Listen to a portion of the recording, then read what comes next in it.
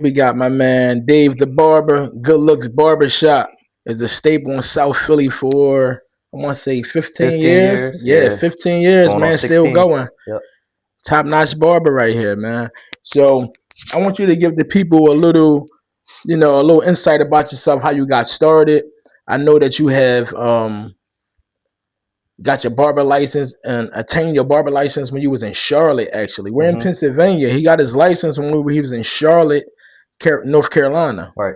So let the people know a little bit about the barber school down there in Charlotte and how you transition from Philadelphia to down there. So it all started when my brother Danny, he moved to Charlotte first and opened up a nail salon with his wife. And I went to go visit. And when he came back, he was like, "Yo, there's a barber shop next door to my shop called No Grease, Yeah. and they're franchised everywhere. And there's actually a No Grease Barber College around the corner Mm. from where we stay at."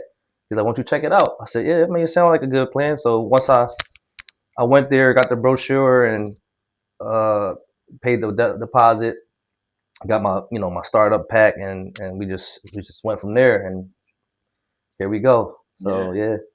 So what made you even want to cut hair?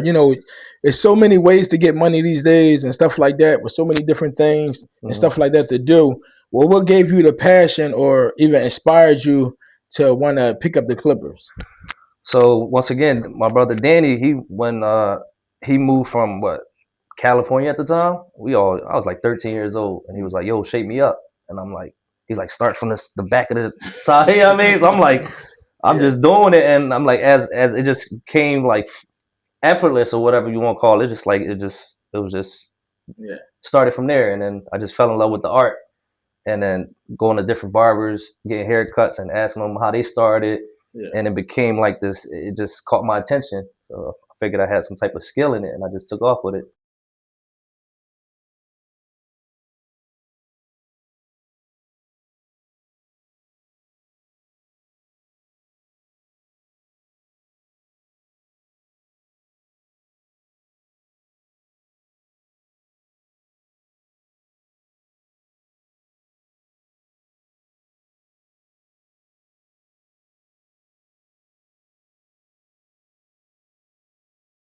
Rather than just being behind a chair, is there any difference in that at all? If anything, let the people know. So owning a business and just working in a business is two complete opposite things. Because owning it, this is it's your baby. You know what I'm saying? Yeah, So when you open up a business, like you try to market it, bring some, like you want everybody to eat with you. You know what I'm saying? Obviously, everybody want to go to the owner, the boss, or whatever. So you want to bring enough flow and for everybody else to eat too. Or you could also pick up like a vet barber that got a little flow too that'll help. You know what I'm saying? The new people grow. So Amir Cuts. yeah. So that's how I mean. Just it's just different. You treat it different when you own Yeah, it and you work in it. It's yeah. different. So yeah, Okay. that's the difference. Moving back from Charlotte, you know, I was dating my wife now. She was, back then she was my girl, but she was a part of, the moving back, the being from here, and knowing that I know so much people here. I can't fail coming back here, and then family. My mom Yeah. and dad, I come visit often. I see them getting older. I said, damn, I don't know if I could live 8 hours away Mhm. forever from them. You know what I'm saying? So a lot of stuff factored into me coming back to Philly. And when I came back to Philly, we just found this little spot right here, and the rent then was like 500 a month. That's nice. Yeah, 500 a month. 500 a Oh my month. God, you can't find that nowhere, Yeah, man. not now, Not but now. yeah. So that Not even shit. a room. Yeah, and then the Yeah. shit we just threw a couple thousand in it, got some equipment, and then just opened up, and we opened up for business. But it was slow in the beginning. Everybody, didn't really trust me because I'm just coming out of nowhere. They already had their barbers and shit like Yeah, that. that's how So it be. Hmm. yeah, and then after a while, just start, like I said, giving out free haircuts and just cutting family, and then more and more and more people start coming, the neighborhoods start coming, and then they start trusting you and shit like that, and it just blew up from there. And then like advertisement was crazy because when I made the move to come back from Charlotte, I had an idea of what everybody was, the businesses, the barbershops was lacking here. They was just cutting hair, going home, cutting hair, going home. Like it was So I was like, yo, I'm gonna make this shit fun. You know what? I'm gonna promote my business and scale it and try to, you know, like make it blow up, like as a franchise. Because who I work for in Charlotte, No Grease was franchise, so I already came in with their mentality. You get that business mindset already. So open up the business, started up basketball leagues, and you know, so the whole city starting to, you know, who's Good Looks, and then they start seeing everybody with Good Looks shirts, basketball shirts, and it got even bigger, and started doing some football joints, baseball leagues, and we did it all. So the promotion game marketing was what helped me out a lot. That's how it blew up faster. My most I could say popular you know, athlete or whatever was Steven Jackson. Shout out Steven Jackson. Stack 5. Stack 5. Yeah. He invited me to his house and shit. He can put it up in a hurry.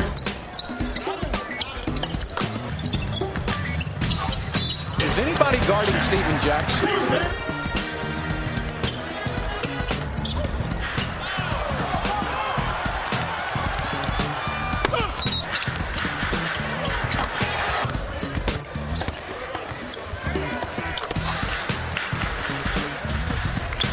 He's found new life here in Charlotte, hasn't he? Steven Jackson has taken over this game. Career high for Steven Jackson with 43. They took me and his family in Charlotte when he was playing with the Bobcats. It was Charlotte Bobcats at the time. That's major. Yeah, so his family took me in. You know what I mean? We was cool, chill at their house, barbecue and shit like that. Cut out everybody hair. They bring me to the games. He was one of them. I cut Jonathan Stewart, running back for the Panthers. Nice, Jonathan Stewart. Shout out. Yeah, a couple. And Stewart, middle busy, tries to go right, keeps his balance. Stiff arm, right side 10-yard line, bashes to the 7. This is what you love about Jonathan Stewart.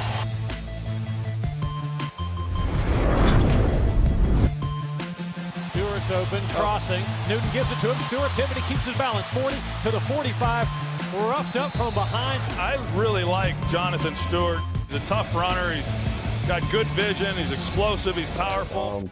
Sean Livingston. Oh, yeah. It was a couple more. Livingston got a chip, don't he? We'll go to state. Yeah. You got an NBA champion. Yeah. With a crossover in, puts it down. Come on, man. That ain't right. Livingston sees an opening and throws it down.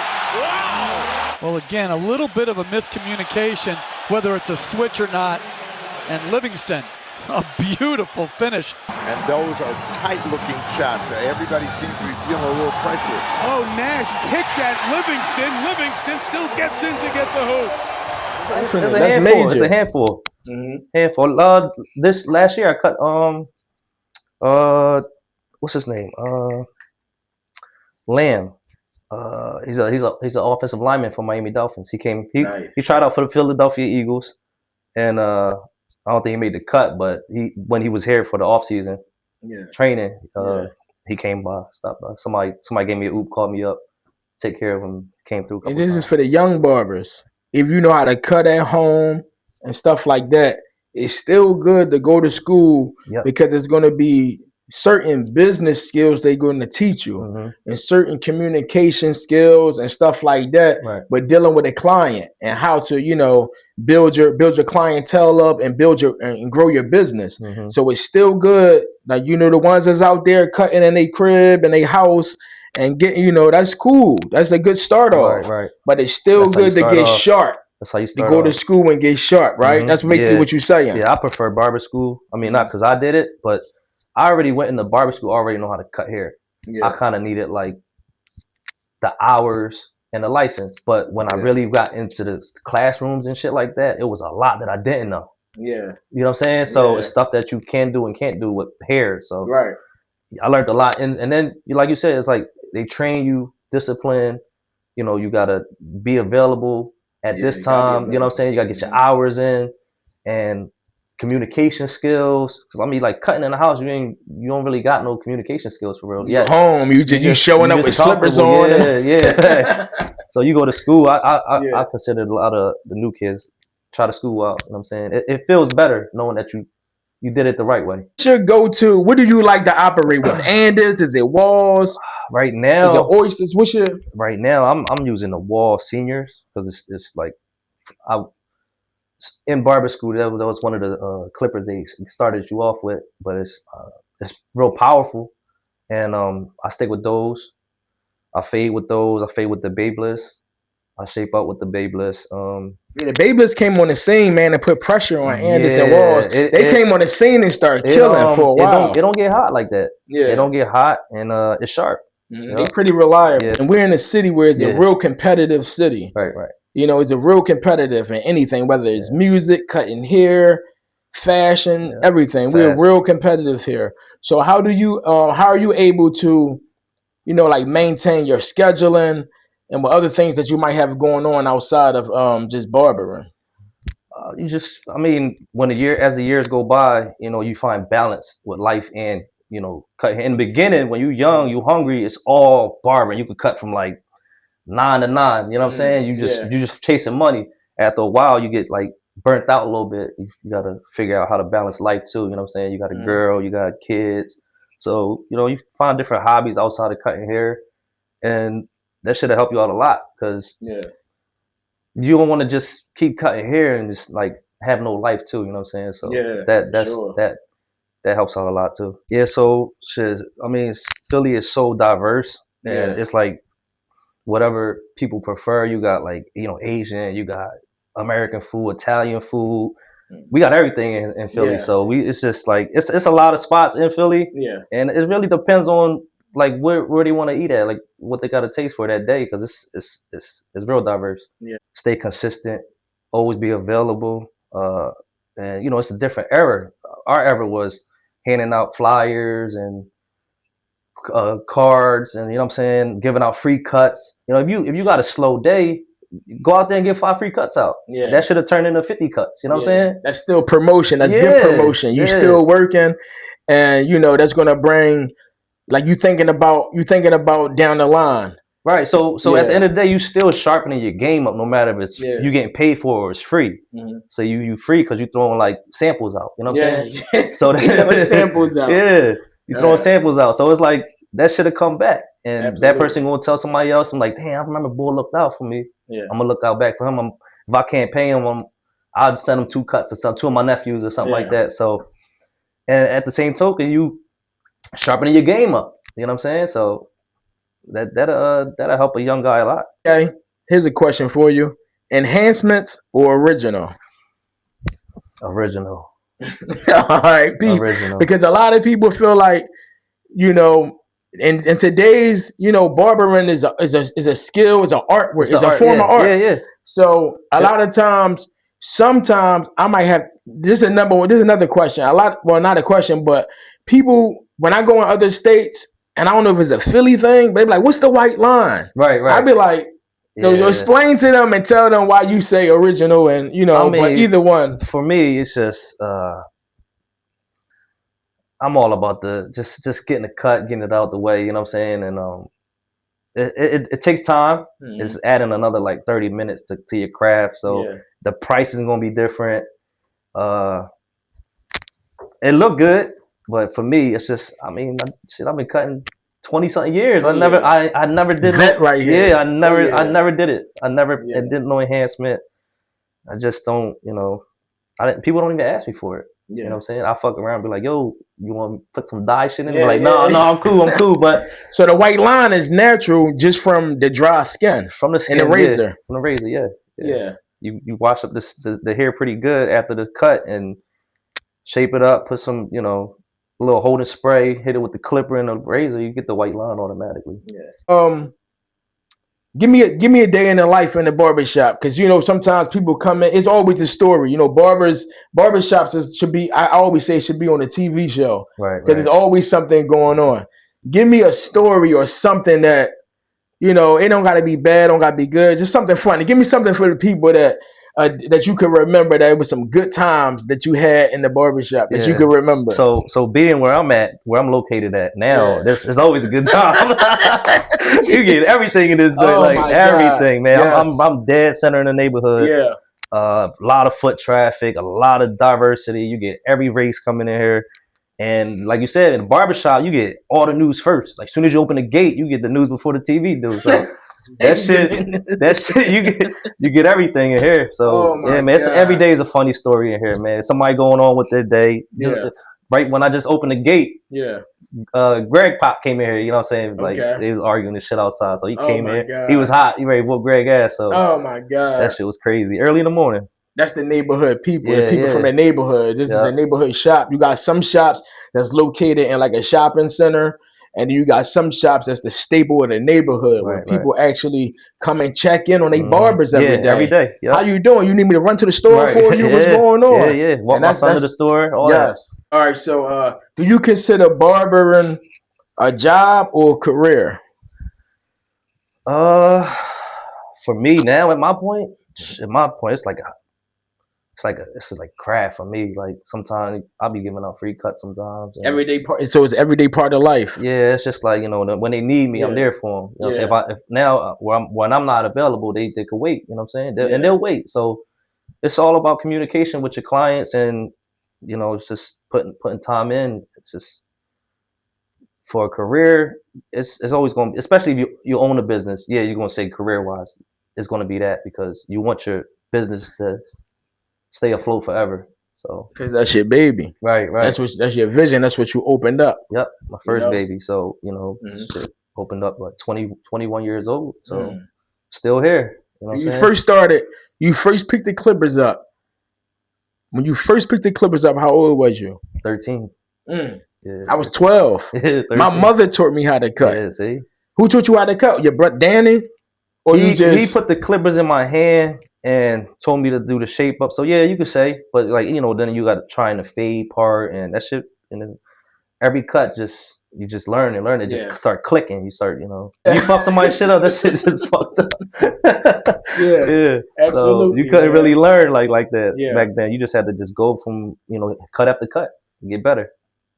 Yeah. So when I be scrolling on Instagram, right, and on social media, I see barbers all over doing all different tricks and designs and so much stuff going on. I got a few that I check out and I be like, he pretty sharp. He pretty cool. Like, I ain't gonna lie. Because, you know, it's barber love. You don't have to be hate even though it's competitive. Yeah, you learn off one another. Is there any barbers that you actually be like, yeah, he's sharp? Any barbers that you got, I ain't gonna say a top 5, but do you got any barbers that you actually be like, yo, he nice, you know, he cool, I respect, you know, stuff like that. Are you talking about the internet or are you talking about just in general? Yeah, there's people that you know, barbers you know personally, or barbers you come across your desk that you might see and say, yo, like, yeah, he got a hand. Right. He's sharp. So back to what you were saying, in Philly is real competitive. I would say, like, and I don't know, like, a lot of barbers in Philly has to be sharp. You know what I'm saying? Because you ain't sharp, but you like they get you out of here quick. Philly gets you out of here quick. Yeah, that's why females, y'all don't belong in the barbershop. I need to send your son in here. Sometimes he's bad and he move a lot. Yeah, so you gotta move. Yeah, for sure they move. But yeah, man. But Philly barbers are they sharp, bro. They really sharp.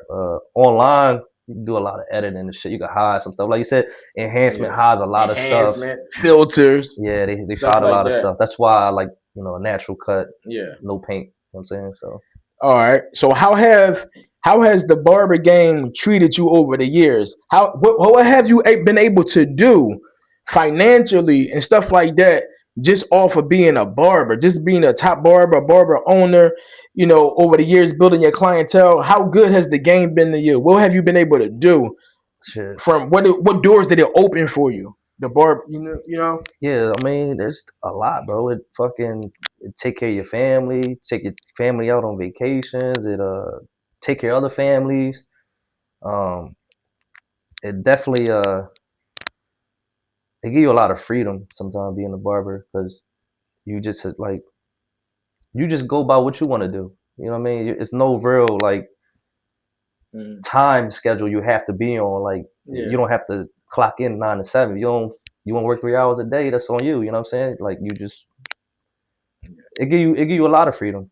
And that's what I say. Like, that's why I try to explain to a lot of younger barbers that I come across and mentor and stuff like that. I always try to say, like, you know, I done picked up jobs throughout my life, but the barber game never did me wrong. Right. Jobs come and go. You could get fired from jobs. You know, they want you to stand somewhere for 8-9 hours, Right. but your hustle determine your salary. Yes. And barbering is a respected craft. It's something that, like you said, you be on your own time and you're working for yourself. So the hustle determines your salary. So the barber game never done me wrong. Always, I say the cutting hair saved my life. Right. Kept you out the streets. Yeah, kept you from doing something you ain't supposed. And the youngins coming up respected you. Right. It was like you was like a therapist. You was a mentor to them, like, you know. Yeah, you more than a barber for real. What's something that you would tell the next youngin coming up that's trying to own the barbershop, or even get his clientele together, build his clientele? Give me like 3 key things that they would need to do to even make, stay in the game. Saying is be available. Always be available. Communication with your clients all the time, because sometimes you can't cut, maybe for a week vacation or something, but you always got to let people know. That's all they want. A lot of being a barber, a lot of people, they're not gonna just bounce around to it, because you building trust, you building, like relationships with your barber. So like if you just communicate with them, they'll stick around. They'll wait for you, get a cut earlier, stuff like that. But for the younger people, just be available all the time. Always be available and put your work out there. Always promote you. It's not never enough customers. You always gonna meet people everywhere you go. So you always gotta have cards on you. You know what I'm saying? People respect it when you got cards. You still, back in the days we used to give cards out. I still do give cards out. I always have it on me. I meet new people all the time. Here's my business card. 20 years in the game, still doing it. So, you know what I'm saying? 20 years in the game, still pushing. Yeah. So be available, communicate, and still network. Yes. Because, some people be like, I got clients. They start feeling themselves. Man, I ain't got, they get comfortable. Right. You want to keep growing and get new clients and recommendations. Like, go to so-and-so. That helps a lot too, word of mouth. There's levels. There's levels to clientele too. You could be at a bar and you run into like a lawyer, and next thing you know, you cutting up with lawyers and his friends, his families, or you out playing, sports somewhere, fucking golf, bowling, anything. Like you meet new people all the time, and you never know what they do for a living, and they probably need you for them and their kids and shit like that. So there's always room to grow. Let the people know where we at, the name of your business, for the folks that's watching. Let them know. Let them know exactly where they can find you at and stuff like that. So I'm here in South Philly, right on for 7th Street, and we right by the stadiums. And name of the barbershop is Good Looks. Good Looks Barber Shop. Good Looks Barber Shop, right in South Philly. So we're right near the stadium. And that's what it is. You got an Eagle. You got a prominent Eagle, Sixers. He don't go outside the state. You know what I'm saying? My cameraman, he a Lakers fan, but he from Philly. Like, stuff like that. We don't tolerate that. Yeah. And that's what it is. This is Dave the Barber. We cross him over and walk over him. Yeah. This is Dave the Barber. Yep. This is Good Looks Barber Shop. Yep. If you want a good quality cut, and that's what it is, man. Amir Cuts Barber Life podcast. We out of here.